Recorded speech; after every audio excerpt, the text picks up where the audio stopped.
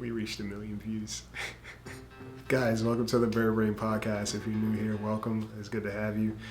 If you are here and you're new, you're probably here because of the video. This sucker right here. For one, thank you guys for tuning in. And it was crazy that message was received in the way that it was. I won't have enough time on this video, but I will suggest that you go to the full podcast episode and listen to it. Take your time, process it. 5 things, 5 P's. Pain, peace, posture, pattern, and perspective. Those are the 5 things to pay attention to when it comes to figuring out whether it's a grudge or a boundary. When you have a boundary, your peace outweighs your pain. And sometimes you've been through enough pain that you don't play about your peace. Posture, pattern also dictates whether it's a boundary or a grudge. And also perspective, how you see things, what your experiences are. A lot of what I heard when it came to this video, or the things that would argue against what I was saying in terms of having a boundary and understanding that not everybody that I forgive needs access. Because there are some things that you can forgive somebody for, but a lot of things that are not redeemable. For example, trust. Loyalty is a big thing, and to betray somebody's trust, knowing what they've had to work through to be who they are, and you betray that, takes a special kind of person. Boundary. There's no need to communicate that. Forgiveness does not change another person's character. Communication also does not change another person's character. Choice changes character. And if somebody doesn't feel the need to just be a loyal and consistent person, that's not up to me. When it comes to a grudge, again, the biggest distinction is how you feel about the other person. When you have a grudge, a lot of times you just want them to feel the pain that you're feeling. And a lot of that pain, what it comes from, is you not feeling like you were seen, valued, appreciated, heard, respected in that moment, or those repeated moments. So now you have a grudge, because now you're carrying around all this weight, all these experiences of what you had to deal with and go through and walk through life with. And you want some vengeance, you want vindication. And you think about it so much that you start to hurt yourself. You think about it so much that you're almost reliving the experience. Your body doesn't know the difference. That's why when they say your feelings are valid, what you feel in this moment is real, because your body does not know that what your mind is creating has already happened. You have a grudge, you want to continue that exchange with the person that caused you harm. Even if you're not physically in the same space, there's still an energetic continuation of what was left. When there's a boundary, you don't want any reconciliation. You're not necessarily seeking that. If the boundary is that extreme, using an extreme boundary, because there were a lot of people that felt like that was very cold or very callous to say, or you're going to end up alone, or you're not going to have a lot of friends. Here's my thing about friendship, and I'll tell you this, and I will say it over and over again. I will rather be in my own company than in mixed company. I don't want friends that are only friendly when it benefits them.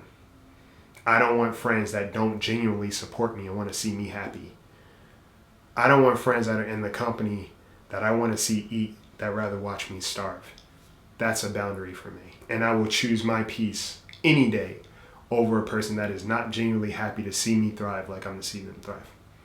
Period. I think there is a level of awareness that needs to be brought up in terms of casual disrespect. Some people are so casual in how they disrespect and devalue others and how they treat someone else. And they say, that's just how I am. Sometimes your casual disrespect leads to somebody's very formal boundaries.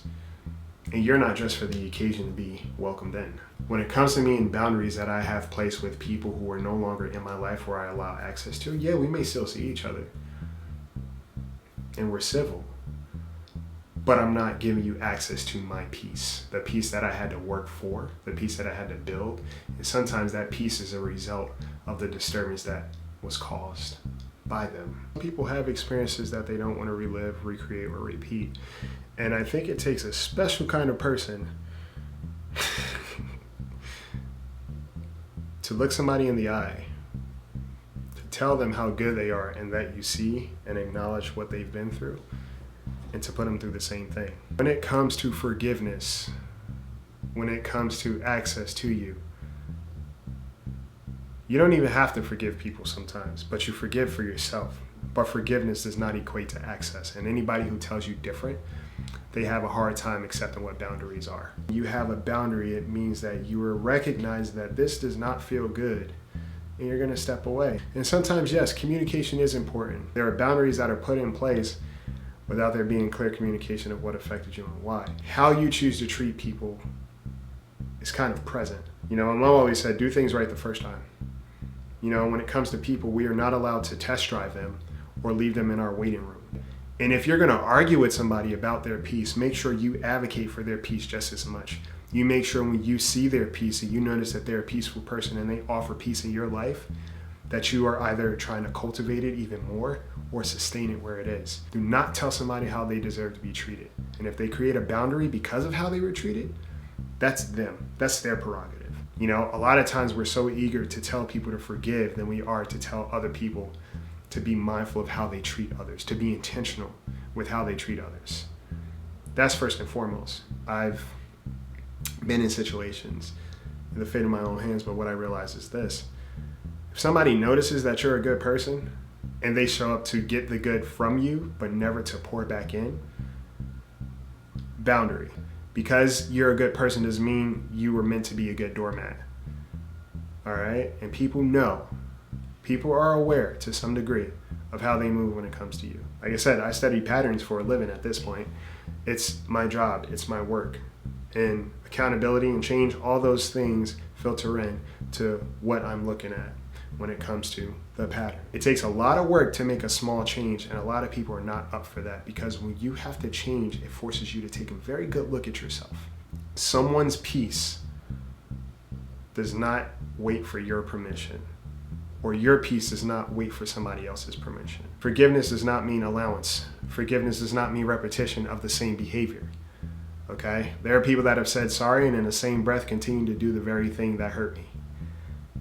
Boundary. You are not obligated to wait for somebody else to tell you when it's okay to have a boundary. Friend, family, spouse, business, relative. It doesn't matter. Your peace is your priority. Your value is not negotiable. I don't care what anybody says. And sometimes the people that are ready to charge at you about your boundaries are the people that have issues with boundaries and sometimes require one. When you have a grudge, understand that your grudge is killing you more than it's killing the other person, because sometimes people are light years ahead in life in terms of their experiences and who they're dealing with now versus that particular occurrence or those multiple occurrences. Take that pain off of your heart.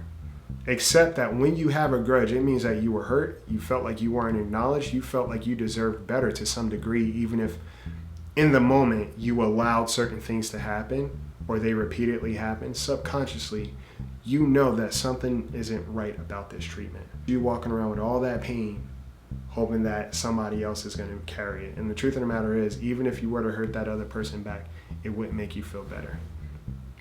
A grudge never does anything but grow and fester. A grudge to become a boundary, that means that you've been doing the work and you're aware. Hold yourself accountable. I've had grudges.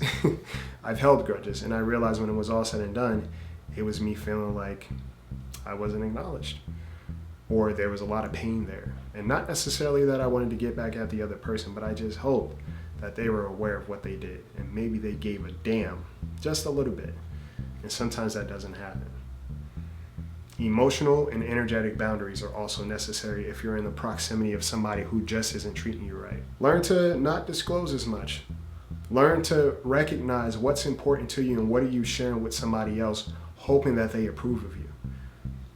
That's how you create a boundary. Stop sharing your peace with people that are disturbed. That's a boundary.